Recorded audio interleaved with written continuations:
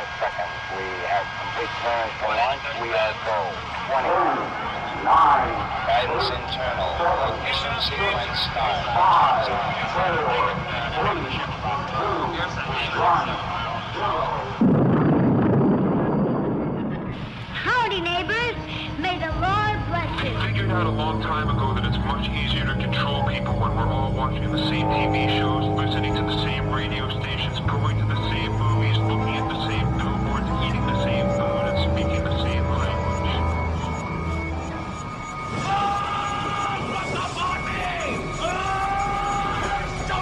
I'm talking about my life. I can't seem to get that through to you.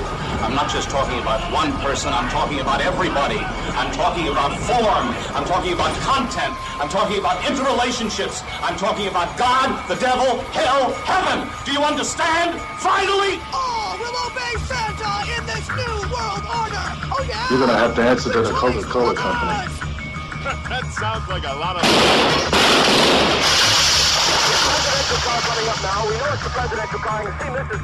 There is only one holistic system of systems. One vast and amazing interactive multinational dominion of dollars. Multinational dominion which will produce and control hallucinations to the point that it will change human reality. PsiOp Radio. Decoding the psychological warfare machinations within paranormal and parapolitical landscapes. PsiOp Radio.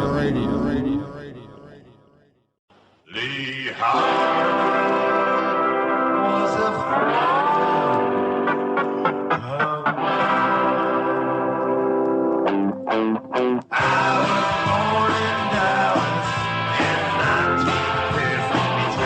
Welcome aboard, everybody.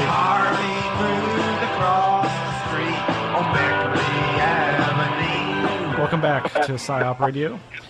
This is Smiles Lewis. And Mack. And we have a very special episode for you tonight. We've got a very special guest who is, as I was saying, seems to have recently popped onto the scene and has a very interesting story to tell. And did he know Lee Harvey Oswald? Well, we'll find out a little bit more about that. This is, well, Mack, why don't you introduce our guest? Roderick McKenzie is a very interesting individual. He's a Korean War veteran. He worked in the carnival and circus for years. He's been an acrobat, a registered nurse, a sign painter, an artist, and he's a multifaceted individual. And he's got this amazing story about the JFK assassination.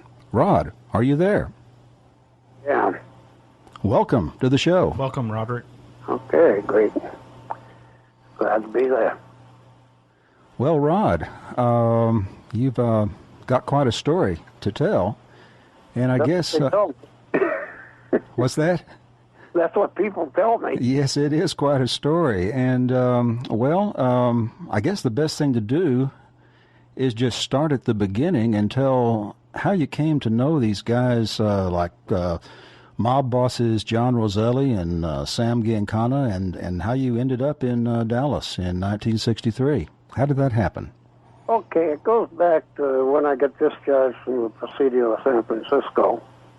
I met the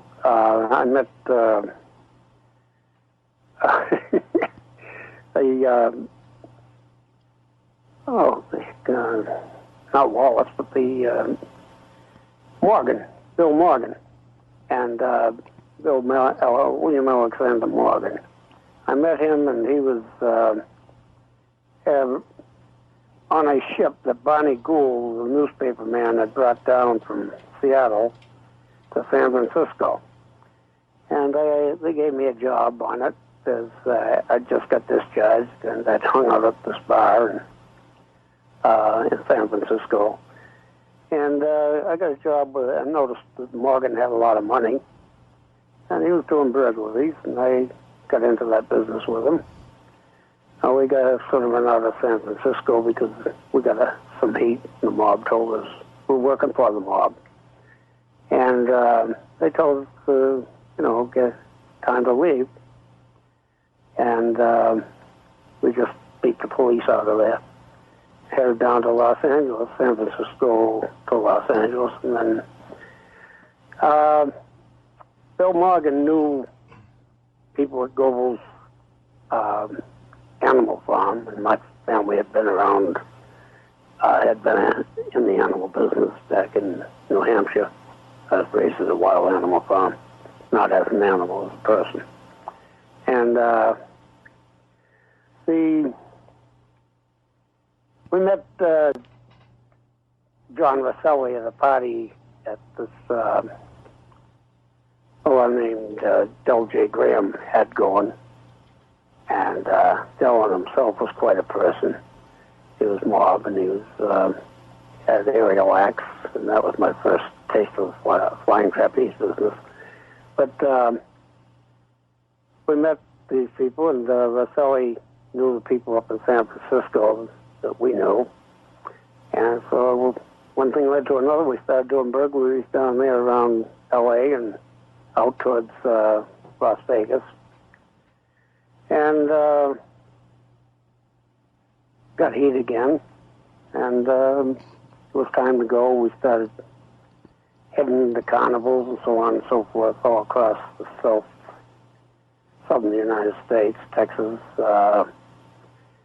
Arizona, New Mexico, Sea Ranchos, Alamo Expositions, so forth. And Morgan was getting itchy pants. He had been a mercenary and done some hairy things in his life. There's a whole, you can look on the computers, look up William Alexander Morgan, you'll get a whole thing on him. And he wanted to go back to Cuba. He'd been there, so we headed down to Miami. And we'd been up to no good for about 3 or 4 or 5 months, and going all around down to the south and southwest. And we headed to Cuba, went over on the ship, the ferry boat to Cuba. And Roselli had given us, John Roselli, had given us an address to go to a fellow named Louis McWillie. So we went and found him at the El Presidente Hotel. And he gave us a job as I was working the service bar, learning to be a service bartender, and Morgan was in the kitchen. He didn't like it. He got involved with these student revolutionaries and went out in the field with them, and he disappeared, but I kept track of him. And I started, I had this identity kit that I had around the carnivals that I made to make phony ID, and I started making IDs and papers for Morgan and his people, Student Revolutionary Council, which was bigger than Castro's army, actually, and on this end of the island, not on the east end of the island, not the western end like Castro was. And they were having some pretty good victories, and I'd go up into the boondocks to see Morgan, and bring them radios and telephones and things like that. They weren't all headsets for radios, things like that, and some ammunition, whatever we could get our hands on, food. Razor blades. They wanted razor blades, but they didn't shave. I never figured that one out. And I made them out in the cane fields. And it came to notice the Batista's police, which was a little bit of a hairy situation there because, making ID for those people could get you tortured. And around. So McWillie came to me one day. He says, look, if you're going to make ID and you're pretty good at it, he said, there's a fellow I want you to meet. So it took me to meet the Abe. And Abe said he was with the Defense Intelligence Security Command. No CIA or anything like that. It was DISC. And he said, well, we'll send you to school. Well, I had nothing else to do. What the hell, I go to school. Sent me up to Fort Detrick, Maryland. I went to what they call the identification in papers school. Seals and flaps was the nickname for it. Flaps of envelopes and making seals. Yeah, I went to Fort Detrick and spent 3 weeks there learning whatever nefarious things they teach you. I knew most of it anyway. I'd been around print shops and photography and knew all these things. Quite a bit of it anyway. Yeah. And you got to realize there weren't a lot of Xerox machines in those days. They were out there, but there weren't many of them. Mm-hmm. And so I come back to Cuba after I graduated this ultra-secret bunch of people, and I started making ID for Abe. And he sent me out to see Morgan, and with a couple other characters, I go up there and deliver things that they want me to deliver.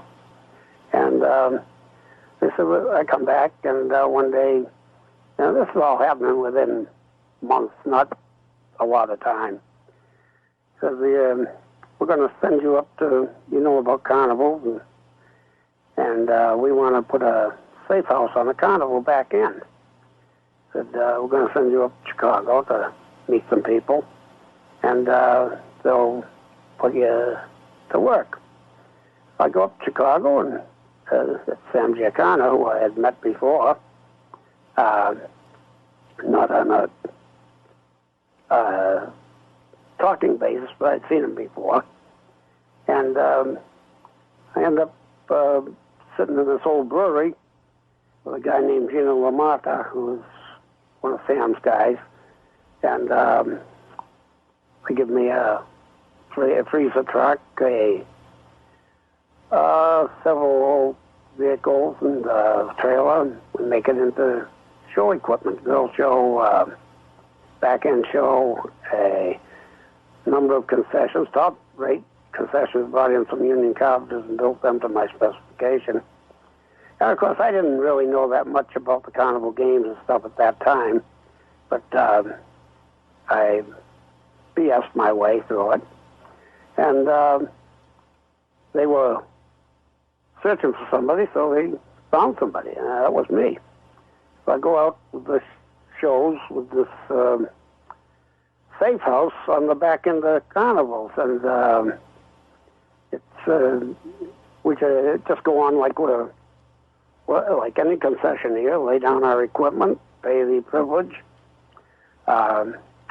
work the show, whatever date it is. Went to Tampa, headed to Davenport, Iowa with straight shows. Oh, no, Royal American shows, I'm sorry.